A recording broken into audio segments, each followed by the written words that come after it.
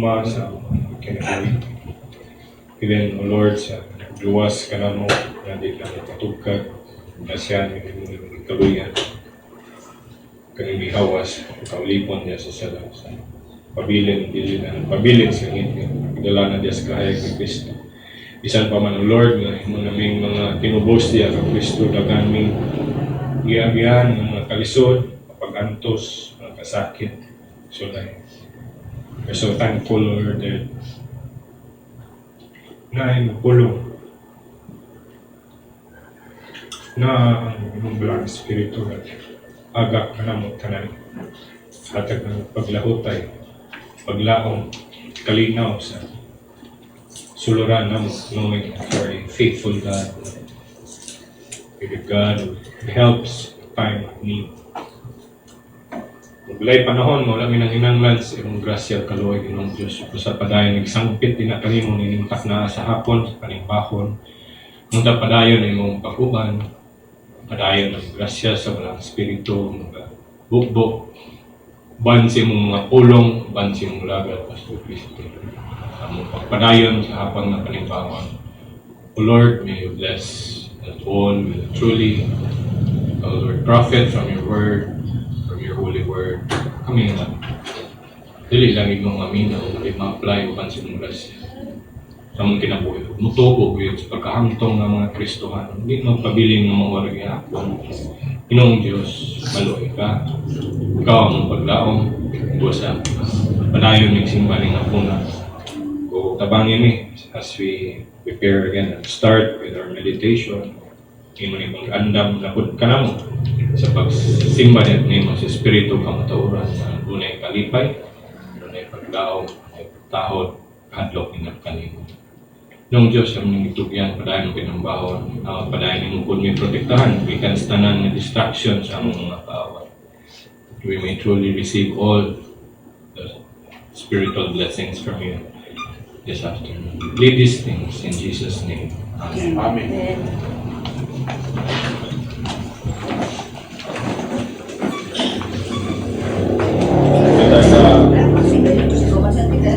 Panultior.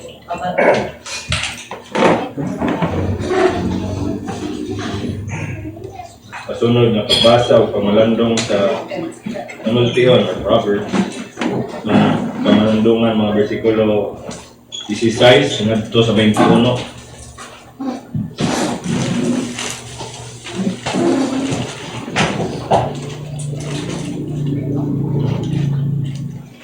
Basahon muna sa ubad sa Bisaya.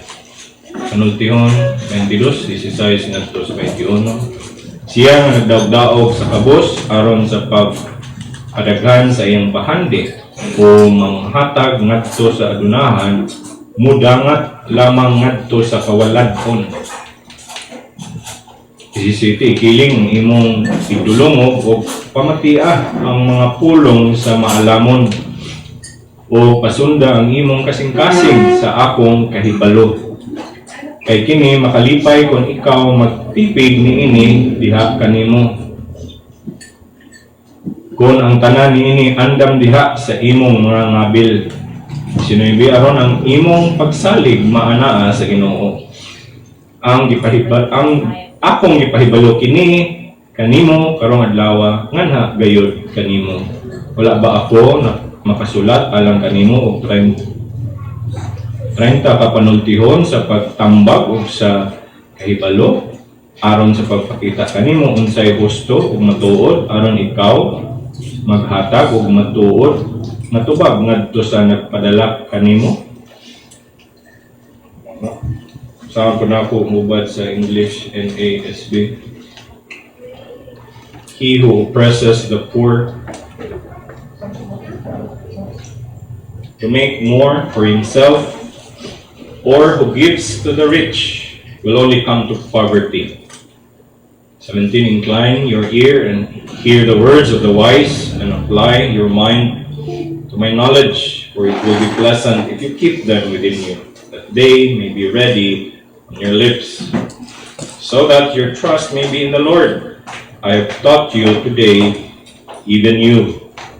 Have I not written to you excellent things of counsels and knowledge, to make you know the certainty of the words of truth, that you may correctly answer him who sent you?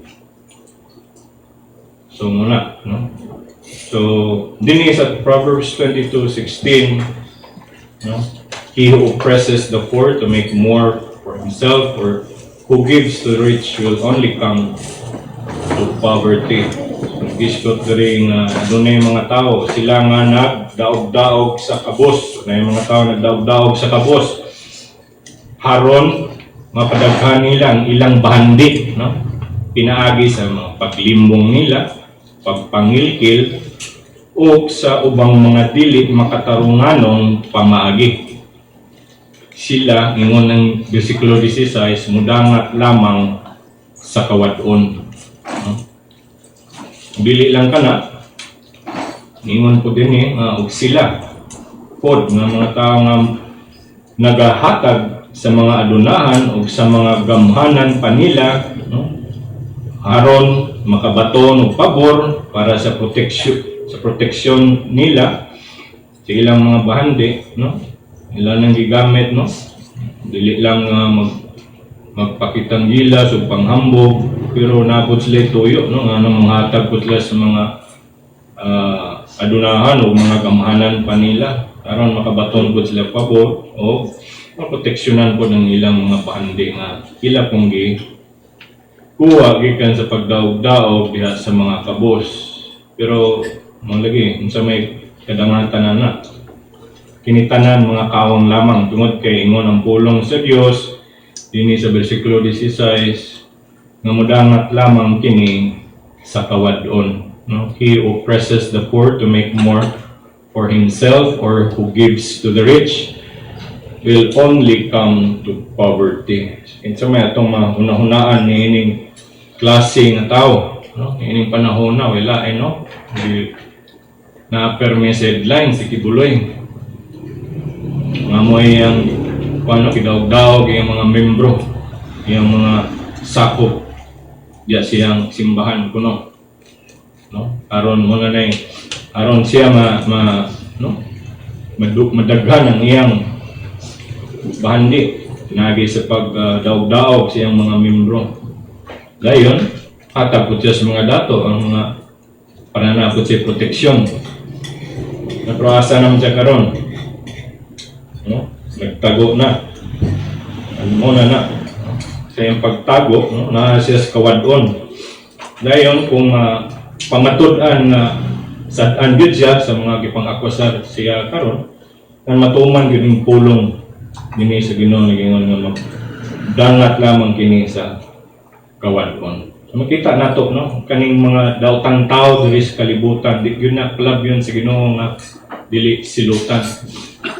Dili man dinhi, no, inibalik ni Kristo sa way katapusan o pag-atubang na nila. Kung magpabilin sila rebuild, di minulsol sila sala, no? Magpabilin nga dautan, magpabilin nga daog-daog sa mga kabos, no? Makabaton gyud sila sa hustisya sa Dios once nga matubang na sila ni sa ilang kamatayon. Kung pamatuod po na dinhi sa atong nasinati po nato ng hustisya nga gikan sa Dios, no? Ang mga katong nagmunok sa usami sa unang mga pamilya sa politika nga abi na tubig gyud sila matumbaw mawala, hain naman sila karon, no? Ni anino wa di na nato makita, no? Tungod na sa Dios, kay Dios man ang naghari o iya ginagikasilagan ng mga tao, mga daotang tao nga, no, nagdaog-daog sa kabos nya maghatag og kwarta dito sa mga adunahan aron proteksyonon ang ilang mga bahandi, no? Klaro kayo na ang sala sa tao sa Dios magdala jud na og kapaitan sa ulay. Dili jud palabyon sa balaan na Dios ang ilang mga daotang binuhat, no? Busa kubutang nato atong paglaom sa Dios ang hustisya. No, nindot kay ang sa Salmo, ingon sa Salmo 37. Ya, makita nato ang sigingon ni Salmo bahin sa mga daotang tao. Psalms chapter 37. Sugod ta sa bersikulo na nadiri. Agan ka makita din eh. Verse 1 and 2. Yun din, do not fret because of evildoers. Be not envious toward wrongdoers, for they will wither quickly like the grass and fade like the green herb. So ay mo kasina anang pagbubulbol, kasina anang mga daotang tao. Kaya nga naman, bersikulo 2, no, dali na kayo na sila mahanaw, mo sama sa usa ka sagbot. Sama na sila kasagbot. Mahanaw. Bersikulo 7, naog diha sa bersikulo 7, rest in the Lord and wait patiently for Him. No? Butang imong pagsalig o pagpahulay diha sa Dios, ulat ta. Magpasensya o hulat diha sa Dios. Do not fret because of him who prospers in his way, because of the man who carries out wicked schemes.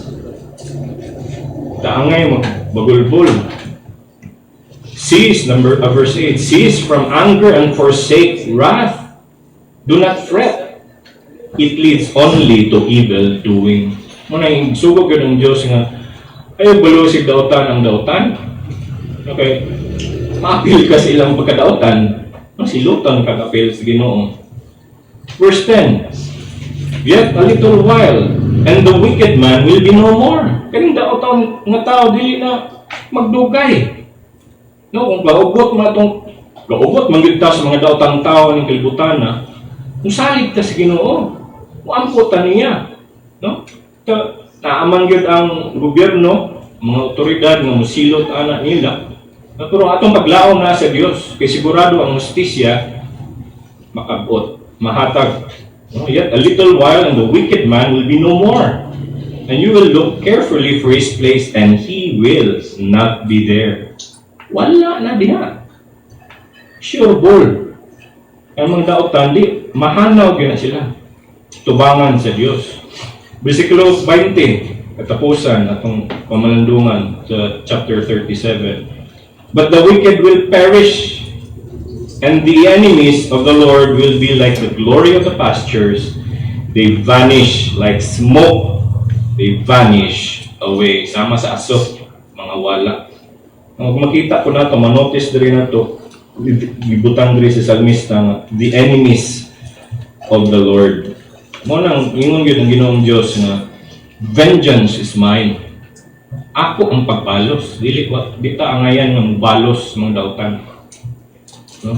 Ang Diyos mismo, man siya nagpabaya, ikasilagan. Una-una ta nga, no, ngilad ka ng buhat, dumot yung ta, nag-ugot atong kasing-kasing silang gibuhat ni dautan, no? Pagdaog-daog sa umang tao. How much more ang balaan ni Ginoo? Balaan ko na siya, himpit ko na siya, kahayag ko na siya, way kangit-ngit na kaniya. No? Mas labaw na ang Ginoo, nag-ugot ka na. Pero siya lang ang mo pagkanaog sa justisya. Kaya siya man ang Diyos. Ano? Pagtasig na to. Na di ta mawalay paglaom ng mga datang taong sige na ito makita sa balita. No? Atong iyampo na ang justisya sa Diyos magpakanaog. Diyan sila. 4. No? Ma-converted sila. Makabig. Pinagis pagsangyaw sa mga balita. Na grupo nga nakasangyaw nila. Aron sila makalikay sa umabot ng katungot sa Diyos. Muna, ang verse 16. Verse 17 to 21, ito makita din ni ang writers of Proverbs, si Solomon, no? Iauhag niya ang mga tauhan. No? Incline your ear and hear the words of the wise. Nga maminaw o ikiling ilang mga idulungog sa mga pulong sa mga maalamon o i-apply din na sa ilang kasing-kasing ang iyang kaalam. No? Ang mga pulong sa mga maalamon na nadungog rapod o dawat gikan sa Dios. No? Gipadala po sa iyang mga katawan o kini iya pong ipasa ngadto kanila. Ngayong giauhag nga paminawa ninyo ang mga pulong sa mga maalamon. Ikinigikan sa Dios, no? Ngayon sa maalamon, dili tungod kay maalamon gyud sila, ang tao kundi gikan ni sa Dios, no? Gihatag kanila. Morning ang pag-auhag diri sa versikulo 17. Nga ikiling inyong mga una-una sa mga pulong sa mga alamon nga tao. Sama kaniya ni Solomon. O i-apply sa inyong kasing-kasing or sa inyong una ang iyang kaalam. Nga naman, hatag siya rason o argumento sa mga besiklo nga gikan sa 18:21. Nga nung iyang giawag nga ikiling inyong mga idulungog, no? Or i-bow down inyong ears. Pagpasabot nga dunay pagpaubos, pagpaminaw sa mga pulong sa mga maalamon na tao. Nubanan sa pagpaubos. Atag siya direk mga rason. No? Una, din sa versikulo 8, makita nato nga it will be pleasant if you keep them within you. No? It is a pleasant thing. Yung put na din sa Proverbs 2:10. For wisdom will enter your heart, and knowledge will be pleasant to your soul. So, dili sa ingon nga masamok or gubot or nga makadaot nimo kung maminaw ka ni mga pulong sa mga alamon. Kundi kaayuhan. Pleasant if you keep them within you. Okay, gidawat man nimo, no? Pag maayo man ni siya sa imong gibutang nimo, gitipik nimo sa imong kasing-kasing, nang busa andam pud ni sa imong isulti. Manang gikuan diha nga that they may be ready on your lips. Andam ka sa pag hatag pud sa minaalamon nga mga pulong nga gipon pud nga imong nadungog sa mga maalamong tao imong gidawat ug ni diha sa imong kasing-kasing. Dahil dugang pang argumento nga nang giawhag niya sila nga ikiling gyud ilang mga dulunggan sa mga pulong sa mga lamon aron mabutang nila ang ilang pagsalig diha sa Ginoo. Kaya man ni mga pulong, di man ni mga pulong sa mga malamon ng tao nila. Ang ko naman nila gikan sa Dios. No, so aron mabutang ang ilang pagsalig diha sa Dios. Tungod kay versicle 20 nga mga excellent things of counsels and knowledge ni dili ni basta-basta nga mga pulong nga maalamon nga ginagmay ra ning butang dili kayo importante. These are excellent things of counsels and knowledge, no? Mga mayong butang sa pagtambag o kribalo, no? Dayon dugang pa nga argumento niya aron, no? Dili lang that they may know the certainty of the words, verse 21. That they may know the certainty of the words of truth. Aron makabalo sila sa kasiguraduhan sa pulong sa kamatuoran. Once nga madawat na nilang kasiguraduhan sa pulong sa kamatuoran, dayon andam na siya sa pagtubag kaniya nga nagpadala kaniya.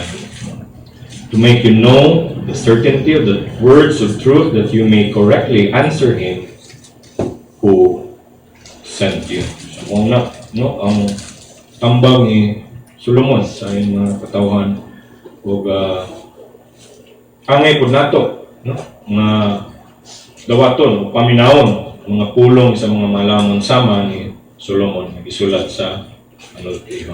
Okay ang atong pamalandong sa Proverbs 22:16 to 21. May the Lord bless our meditation.